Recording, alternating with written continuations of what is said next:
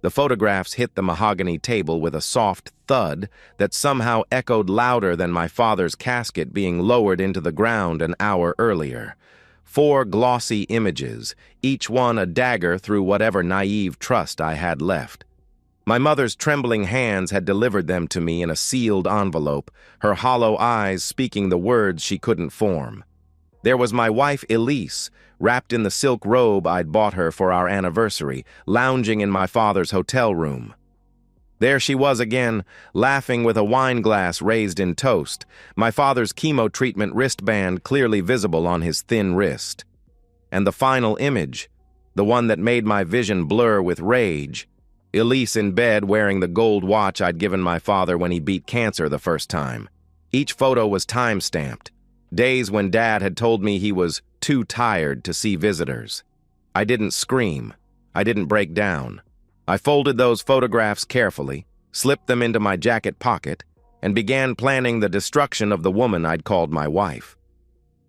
My name is Daniel Greaves, and until that moment, I thought I understood my life. At 34, I was a senior accountant at Morrison & Associates, methodical by nature, loyal to a fault. I'd built my world on trust and stability, the same values my father, Robert Greaves, had instilled in me since childhood. Dad was a pillar of our community, a retired construction foreman who'd built half the houses in our suburb with his own hands. When the cancer first came for him 3 years ago, he fought it like he fought everything else, with quiet determination and stubborn pride.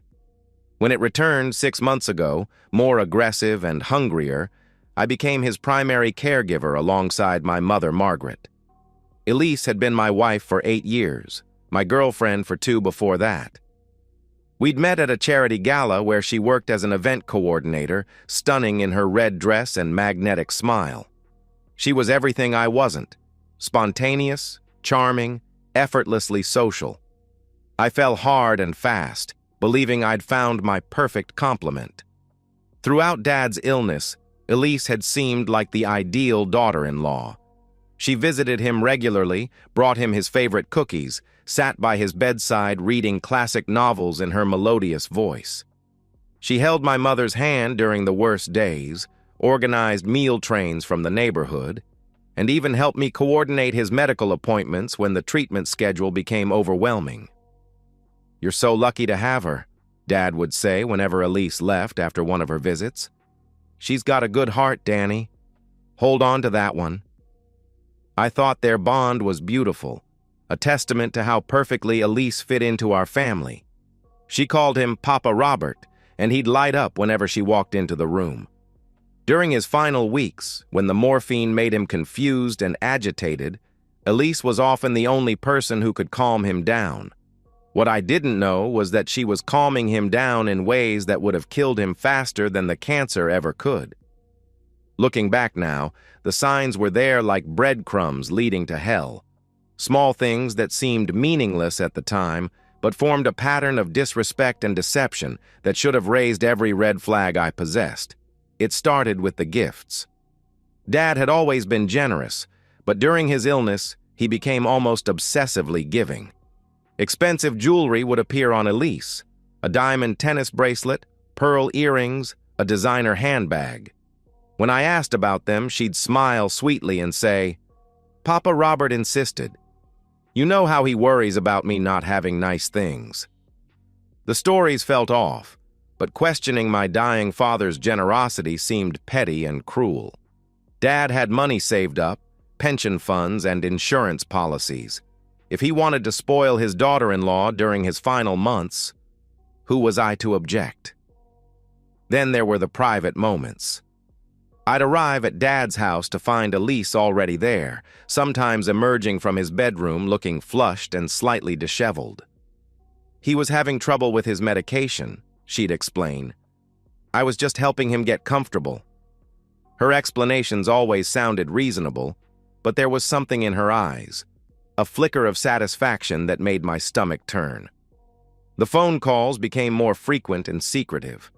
Elise would step outside to take calls, speaking in hushed tones with someone she claimed was coordinating care services.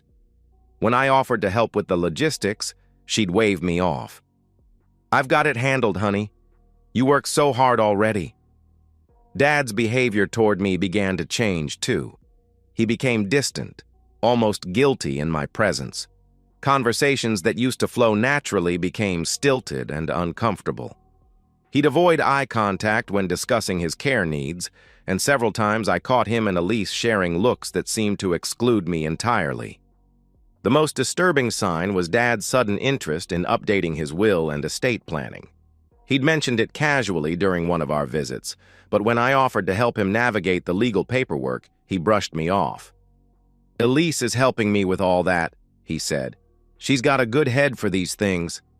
My wife was spending more time managing my dying father's affairs than I was. At the time, I was grateful for her involvement. Now I realize I was watching her groom her mark. The breaking point should have been the day I found them together in his study, huddled over financial documents spread across his desk.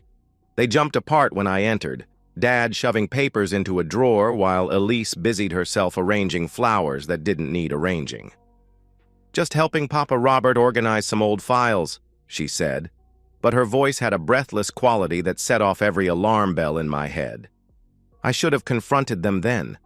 I should have demanded answers, searched through those documents, or at minimum asked hard questions about what kind of organizing required such secrecy.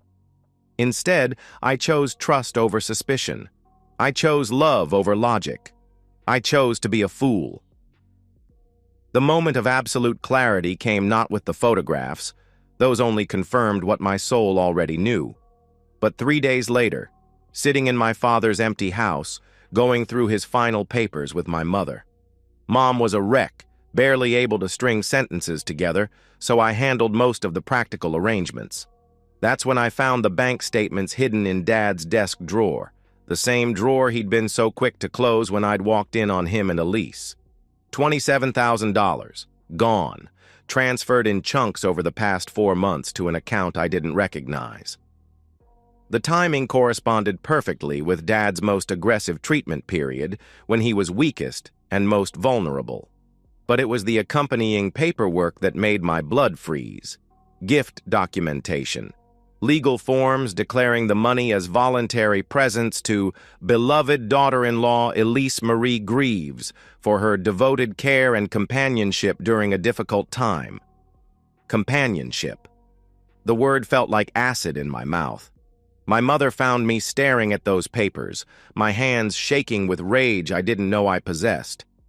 When I showed her the documents, she collapsed into the wingback chair Dad used to read in, sobbing in a way that sounded like dying.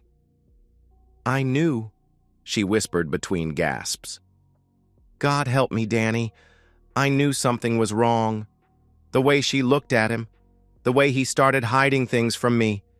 But he was dying, and I thought maybe I was just being a jealous old woman." That's when she told me about the photographs. How she'd hired a private investigator 3 weeks before Dad died. Not to catch Elise, but to prove her own suspicions wrong.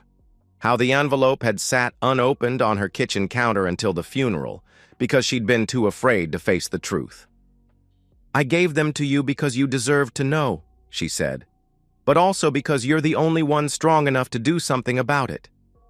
Sitting there in Dad's study, surrounded by the evidence of my wife's manipulation and my father's betrayal, I felt something fundamental shift inside me.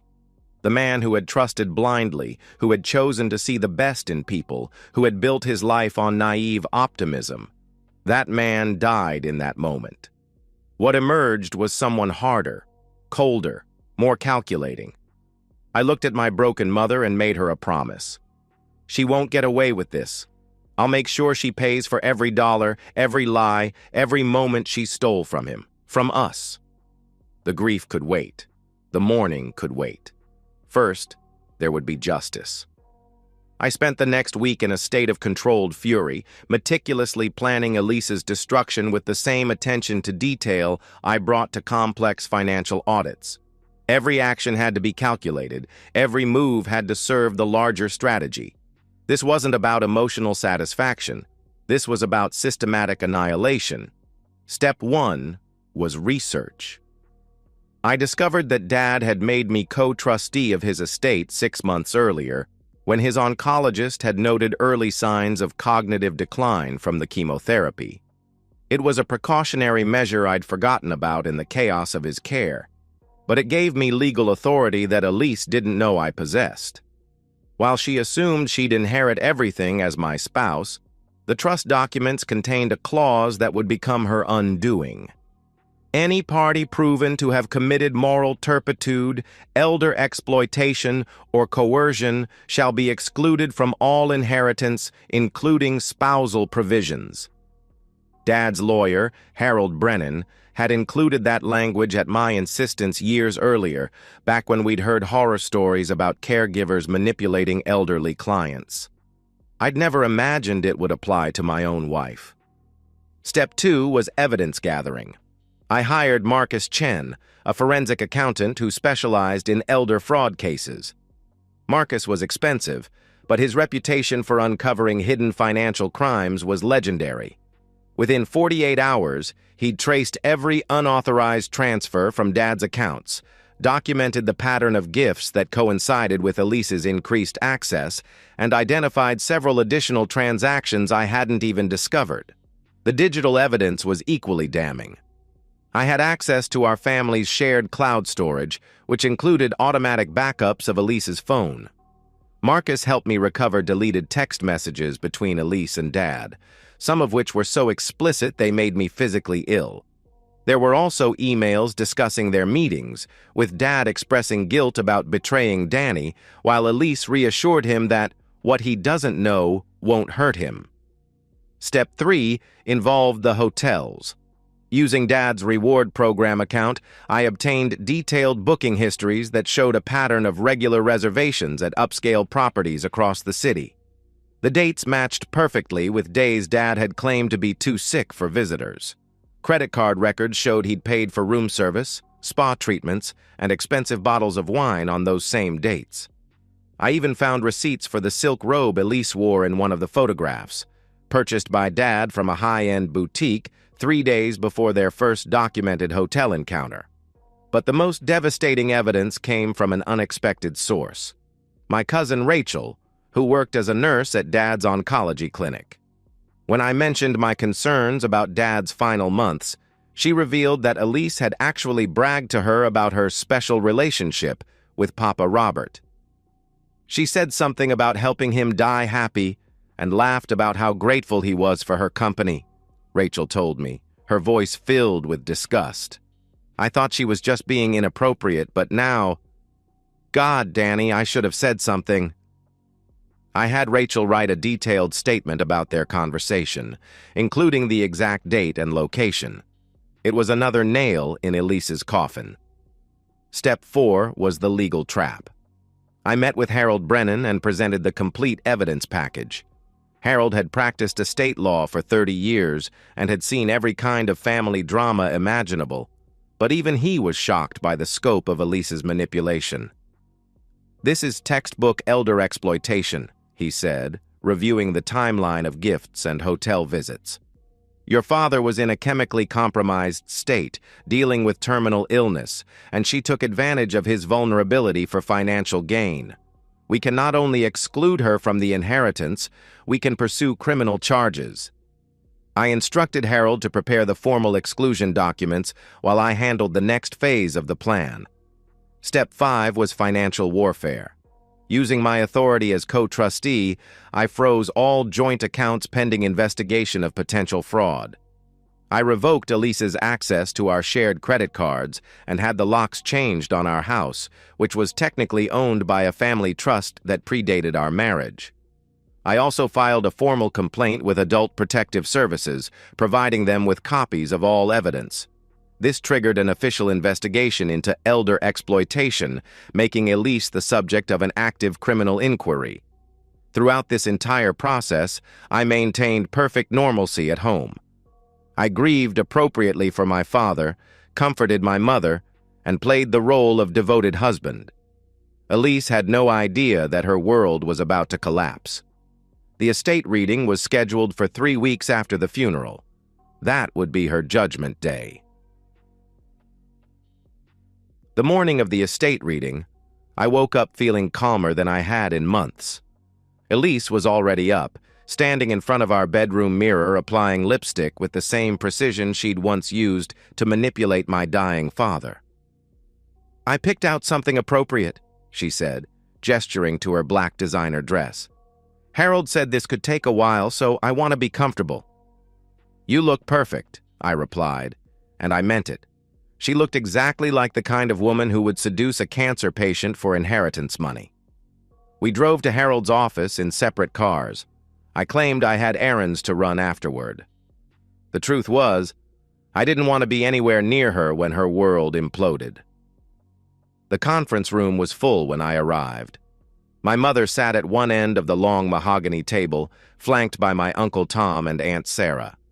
Several distant relatives had flown in for the reading, including my father's brother Michael and his wife Janet. They all greeted Elise warmly when she arrived, offering condolences and praising her devotion to Dad during his final months. If they only knew. Elise took a seat directly across from Harold, confident and poised. She wore the pearl earrings Dad had bought her, probably thinking they made her look appropriately grief-stricken. To everyone else, she appeared to be the perfect grieving daughter-in-law. Harold opened his leather portfolio and adjusted his reading glasses. "Before we begin with the standard bequeathments," he said, "I need to address a significant amendment to Robert's trust, executed and witnessed 3 weeks prior to his death." He slid a thick folder across the table to Elise. "Due to documented misconduct and moral violation, Mrs. Elise Marie Greaves is hereby excluded from all inheritance provisions, including spousal benefits." The room went dead silent. Elise stared at the folder as if it might burst into flames. "I don't understand," she said, her voice barely above a whisper. "Please review the documentation," Harold continued. "You'll find photographs, financial records, hotel receipts, and witness statements that detail your inappropriate relationship with the deceased during his final months of life." Elise opened the folder with trembling hands. I watched her face drain of color as she saw the first photograph. Herself in Dad's hotel room, wearing that damned silk robe. Her hand flew to her mouth, and for a moment I thought she might vomit. This isn't," she stammered, but Harold held up a hand. "The evidence speaks for itself, Mrs. Greaves. Bank records show $27,000 in unauthorized gifts obtained through elder manipulation. Digital communications recovered from your devices contain explicitly inappropriate content with a terminally ill man under your care." Uncle Michael leaned forward, his face twisted with disgust. "What the hell is he talking about, Elise?" She looked around the table desperately, seeking support that would never come. When her eyes met mine, I stared back with complete indifference. "Danny," she pleaded, "you have to know this is some kind of mistake. I loved your father. I would never—" "The audio recording says otherwise," Harold interrupted, sliding another document across the table. "This is a sworn statement from Nurse Rachel Greaves, who witnessed you laughing about helping Robert die happy and expressing satisfaction with his gratitude for your companionship." Elise lunged for the documents, knocking over her water glass. "These are lies! Someone set me up! Danny, you know me! You know I wouldn't do this!" But I said nothing. I just sat there, watching her panic with the same detached interest I might observe a bug trapped in amber. Harold continued reading. "As of this morning, Mrs. Greaves has been formally evicted from the Greaves family property under legal authority of the family trust. Her personal belongings are being packed by a bonded moving service and will be delivered to a storage unit registered in her name." "You can't do this!" she screamed, standing so abruptly her chair toppled backward. "I'm his wife. I have rights." "You forfeited those rights when you chose to exploit a dying man," Harold replied calmly. "Additionally, you should be aware that formal charges for elder exploitation have been filed with the district attorney's office. You'll likely be contacted by investigators within the next few days." The room erupted in shocked murmurs. My relatives stared at Elise with a mixture of horror and revulsion. My mother was crying silently, whether from relief or renewed grief, I couldn't tell. Elise tried to run from the room, but her heels caught on the thick carpet and she stumbled into the wall. She looked back at me one final time, her face streaked with mascara and twisted with desperation. "How could you do this to me?" she whispered. I stood up slowly, straightened my tie, and spoke my first and last words to her. "I didn't do anything to you, Elise. I simply gave you exactly what you deserved." The destruction of Elise Marie Greaves was swift and absolute. Within 24 hours of the estate reading, her credit cards were canceled, her bank accounts frozen, and her employment at Morrison Events terminated for violation of their morality clause. The company couldn't risk association with someone under investigation for elder exploitation, especially since many of their clients were wealthy seniors. The legal consequences came next. The district attorney's office moved quickly on the elder abuse charges, treating the case as a priority due to the clear documentation and vulnerable victim. Elise's lawyer, a bottom feeder named Jacoby, who specialized in defending white-collar criminals, dropped her as a client when she couldn't make the first payment. She tried representing herself in court, but Harold's evidence package was overwhelming. The hotel receipts, the photographs, the recovered text messages, and Rachel's witness testimony painted a picture of calculated predation that no jury would ignore. But it was the social destruction that satisfied me most. Rachel had strategically shared the story with a popular local lifestyle blogger who specialized in cautionary tales about marriage and relationships. Within 48 hours, Elise became the subject of a viral post titled "The Woman Who Seduced Her Dying Father-in-Law for Inheritance Money." The story spread across social media like wildfire. Screenshots of the blog post appeared on neighborhood Facebook groups, professional networking sites, and community bulletin boards. Everyone in our social circle knew what she'd done. Her friends abandoned her immediately. The women who used to admire her style and charm now saw her as a predator who couldn't be trusted around their own elderly relatives. Former colleagues refused to return her calls. The contractors and vendors she'd worked with for years suddenly had no availability for her projects. The eviction became official on a Tuesday morning. I drove by the house around noon and watched from across the street as uniformed movers loaded her belongings into a truck. She stood on the sidewalk in wrinkled clothes, clutching a single suitcase, watching 8 years of accumulated possessions disappear into storage. She tried living in a series of increasingly cheap motels, but word of her crimes had spread through the hospitality industry. Managers who recognized her name from news reports found reasons to deny her extended stays. She was toxic, bad for business, and worse for reputation. I had Marcus monitor her financial situation through legitimate channels. Within 6 weeks, she was completely broke. The storage unit fees consumed what little money she had left, and when she couldn't make payments, her belongings were auctioned off to cover the debt. The jewelry Dad had bought her, those expensive symbols of her manipulation, ended up in pawn shops across the city, sold for pennies on the dollar to keep her fed for another few days. She tried reaching out to distant family members, but the criminal charges and media coverage had reached them too. No one wanted to harbor someone under investigation for elder abuse. The few relatives who might have helped were too afraid of being associated with her crimes. I learned from Rachel that Elise had attempted to get a job at a nursing home on the other side of the state, but the background check revealed her pending charges. No healthcare facility would risk hiring someone accused of exploiting vulnerable seniors. Her last known address was a homeless shelter downtown, but even there she couldn't stay long. The other residents had seen the news stories and made it clear she wasn't welcome among them. 3 months after the estate reading, I received a call from Harold.